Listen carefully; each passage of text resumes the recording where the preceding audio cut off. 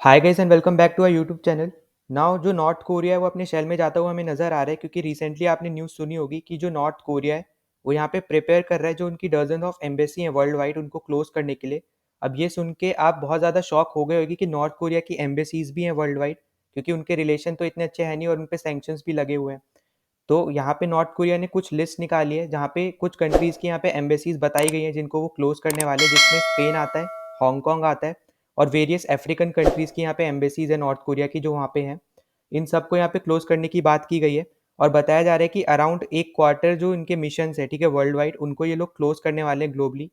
अगर हम रिलेशनशिप की यहाँ पे बात करते हैं ना नॉर्थ कोरिया के डिफरेंट कंट्रीज के साथ, तो इनके 159 कंट्रीज के साथ अच्छे रिलेशन है। पर इनके बाद भी यहाँ पे 159 कंट्रीज के साथ अच्छे रिलेशन होने के बाद भी सिर्फ 53 कंट्रीज के साथ ही इनके डिप्लोमेटिक रिलेशंस है। और इन्हीं 53 कंट्रीज में से यहाँ पे कुछ में यहाँ पे जो इनकी एम्बेसीज है इनको यहाँ पे ये क्लोज करने वाले हैं। और यहाँ पे ये हो सकता है कि ये इनका एक अनप्रेसिडेंटेड मूव हो, जिसकी वजह से यहाँ पे इनकी जो पॉलिसी मेकिंग है, ठीक है, आप बोल सकते हो बहुत ज़्यादा हिल गई है।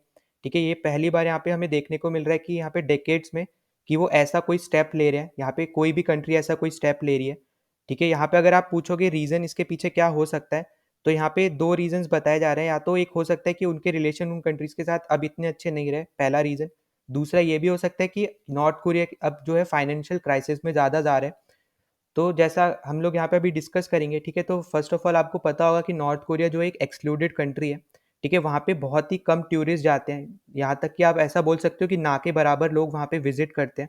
ठीक है, उसी के साथ अगर हम बात करते हैं ना, तो 1970s में जब वो थोड़ा बहुत ठीक ठाक कंट्री था, जो उनकी जब उनकी इकोनॉमी भी ठीक ठाक थी, तो 1970s में उन्होंने बाहर की कंट्रीज जितनी भी है उनके साथ अच्छे रिलेशन बनाने का ट्राई किया था, और स्पेशली अफ्रीका में उन्होंने ज़्यादा फोकस किया था। जिसमें हमें देखने को मिलता है कि 1970s से उनके दो मेजर एलाइज हैं अफ्रीका में, जो कि है युगांडा और एंगोला। ठीक है, इस यहाँ पे हमें देखने को मिला है कि इनका ना आपस में गिव एंड टेक पॉलिसी रहती थी कि कुछ भी अगर इंफ्रास्ट्रक्चर प्रोजेक्ट्स होते थे तो ये आपस में डिवाइड करते थे। साथ ही साथ जो वेपनरी होती थी, ठीक है, वेपन्स एक दूसरे को प्रोवाइड करते थे। तो इनके जो रिलेशन थे 1970s से ही बहुत ज़्यादा अच्छे थे। पर इसी महीने हमें देखने को मिल रहा है कि ये दोनों ही कंट्रीज़ में यहाँ पे नॉर्थ कोरिया ने अपनी एम्बेसीज को बंद किया है। और साथ ही साथ जो उनका इन्वॉय है नॉर्थ कोरिया का टू युगांडा और टू एंगोला, जाने से पहले ये हेड ऑफ स्टेट से यहाँ पे मिल के गए हैं। ठीक है, और यहाँ पे बताया जा रहा है, रिपोर्ट ये बता रही है कि ये सिर्फ एक बिगिनिंग हो सकती है, क्योंकि यहाँ पे नॉर्थ कोरिया और भी ज़्यादा एम्बेसीज को क्लोज करने के बारे में यहाँ पे सोच रहा है। और आप शायद यहाँ पे ये जान के भी यहाँ पे आप शॉक हो सकते हो कि यहाँ पे जो नॉर्थ कोरिया है उसकी एक एम्बेसी दिल्ली में भी है। ठीक है, मतलब कि इंडिया में भी है, और इंडिया की एक एम्बेसी यहाँ पे नॉर्थ कोरिया में भी है। और नॉर्थ कोरिया इस चीज़ से रिलेटेड क्लियर नहीं है, उन्होंने ये बताया नहीं है कि इस एम्बेसी जो यहाँ पे दिल्ली में है, ठीक है, जो यहाँ पे एम्बेसी उनकी इंडिया में है, उस पे वो क्या करने वाले हैं, क्या उसको बंद करने वाले हैं या फिर ये चलती रहेगी। ठीक है, अगर हम यहीं पे अगर वर्ल्ड रिएक्शन की बात करते हैं, तो यहाँ पे चाइना की तरफ से एक न्यूट्रल रिएक्शन आया है। ठीक है, न्यूट्रल रिएक्शन में उन्होंने यही बोला है कि जो ओपन और क्लोज करना एम्बेसी का वो कंट्री के ऊपर डिपेंड करता है। अब वो उनके ऊपर है कि अगर वो अभी क्लोज करना चाह रहे हैं या फिर ओपन करना चाह रहे हैं, तो आप इसको इस पर्टिकुलर रिएक्शन को न्यूट्रल रिएक्शन बोल सकते हो। और वहीं पे वेयरएस अगर हम दूसरी तरफ बात करते हैं साउथ कोरिया की, तो साउथ कोरिया का कहना ये है कि वो एम्बेसीज जो भी है यहाँ पे इसलिए बंद कर रहे हैं क्योंकि अब वो ग्लोबली ट्रेड नहीं कर सकते हैं, क्योंकि उनके उनके ऊपर सैंक्शंस लगे हुए हैं। और जिसकी वजह से उनकी आप बोल सकते हो इकोनॉमी वीक होती जा रही है और वो फाइनेंशियली वीकर होते जा रहे हैं, जिसकी वजह से उनको ये स्टेप उठाना पड़ा है, जहाँ पे वो मेजर एम्बेसीज जो भी जितनी भी यहाँ पे डजन ऑफ एम्बेसीज है उनको वो बंद कर रहे हैं यहाँ पे ग्लोबली।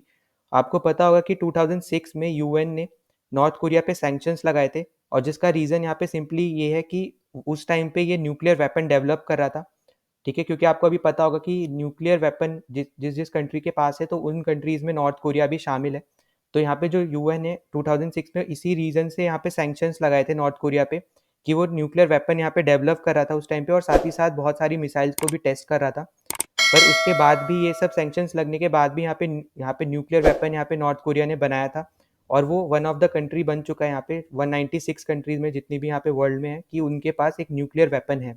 और सिर्फ यहाँ पे यूएन ने ही सैंक्शंस नहीं लगाए थे, बल्कि यहाँ पे जो यूएसए कंट्री है उसने भी यहाँ पे यूनिलैटरल सैंक्शंस लगाए थे, ताकि उनका एक टाइप से एक ये आइडिया था कि वो एक प्रेशर पुट कर रहे हैं नॉर्थ कोरिया पे, ताकि वो न्यूक्लियराइज हो जाए, मतलब कि जो यहाँ पे वो न्यूक्लियर वेपन बना रहे थे उससे वो पीछे हट जाए।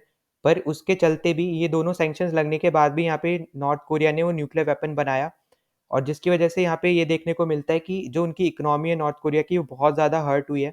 मतलब उनकी इकोनॉमी आप ऐसा बोल सोच सकते हो कि लगातार 3 साल यहाँ पे गिर रही है। पिछले 3 साल में उनकी इकोनॉमी जो पिछले बार थी उससे अब कम हो चुकी है।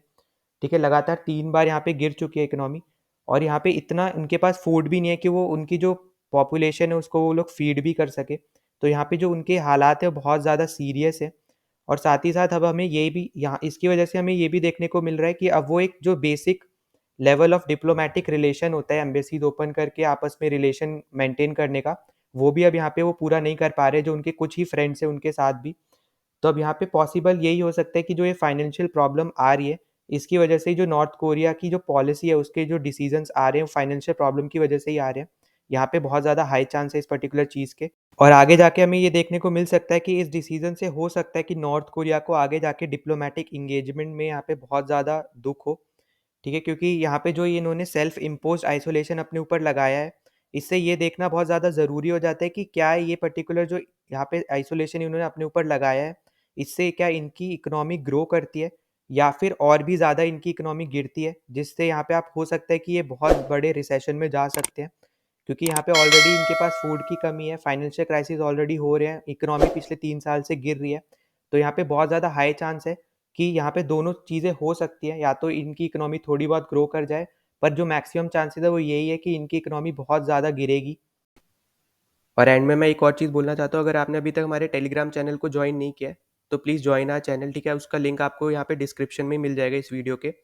और साथ ही साथ अगर आपने अभी तक चैनल को सब्सक्राइब नहीं किया है, तो प्लीज़ सब्सक्राइब कर देना, ठीक है? जितना ज़्यादा हो सकता है उतना ज़्यादा शेयर कर देना ताकि दूसरों तक पहुँच सके। तो चलो मिलते हैं नेक्स्ट वीडियो में, टिल देन बाय।